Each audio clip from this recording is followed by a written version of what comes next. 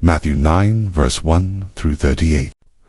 And getting into a boat, he crossed over and came to his own city. And behold, some people brought to him a paralytic, lying on a bed. And when Jesus saw their faith, he said to the paralytic, Take heart, my son, your sins are forgiven. And behold, some of the scribes said to themselves, This man is blaspheming.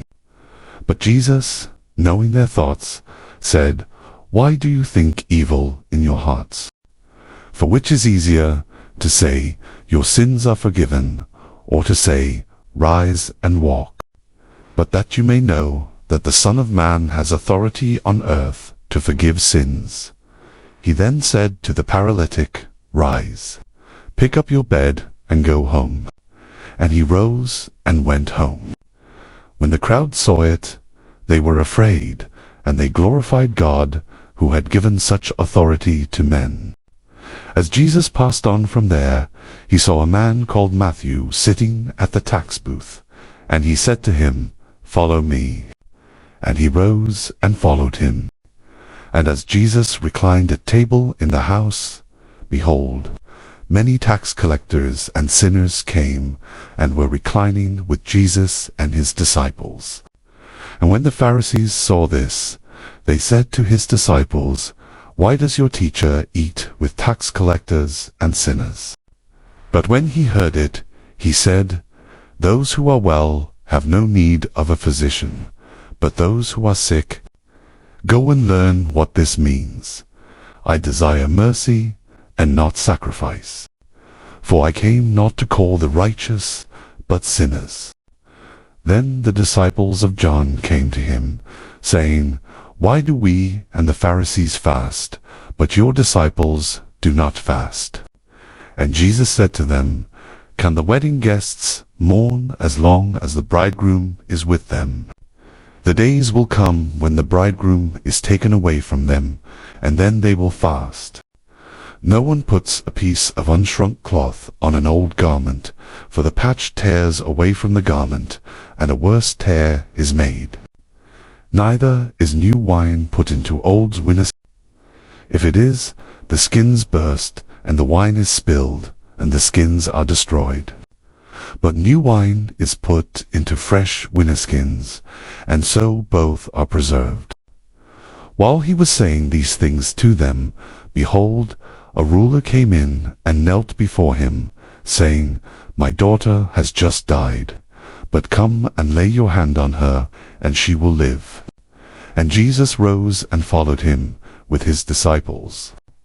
And behold, a woman who had suffered from a discharge of blood for 12 years came up behind him and touched the fringe of his garment.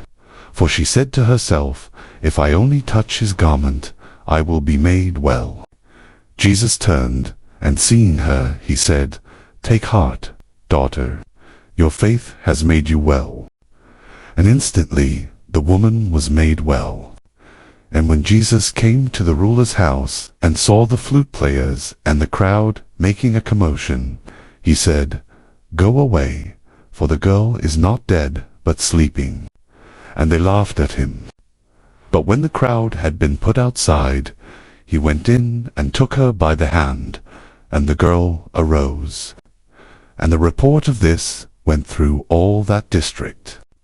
And as Jesus passed on from there, 2 blind men followed him, crying aloud, Have mercy on us, Son of David. When he entered the house, the blind men came to him, and Jesus said to them, Do you believe that I am able to do this? They said to him, Yes, Lord.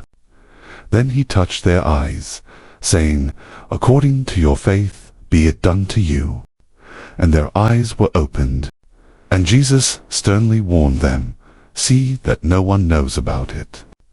But they went away and spread his fame through all that district. As they were going away, behold, a demon-oppressed man who was mute was brought to him. And when the demon had been cast out, the mute man spoke. And the crowds marveled, saying, Never was anything like this seen in Israel. But the Pharisees said, "He casts out demons by the prince of demons." And Jesus went throughout all the cities and villages, teaching in their synagogues and proclaiming the gospel of the kingdom, and healing every disease and every affliction. When he saw the crowds, he had compassion for them, because they were harassed and helpless, like sheep without a shepherd. Then he said to his disciples, "The harvest is plentiful, but the laborers are few. Therefore, pray earnestly to the Lord of the harvest to send out laborers into his harvest."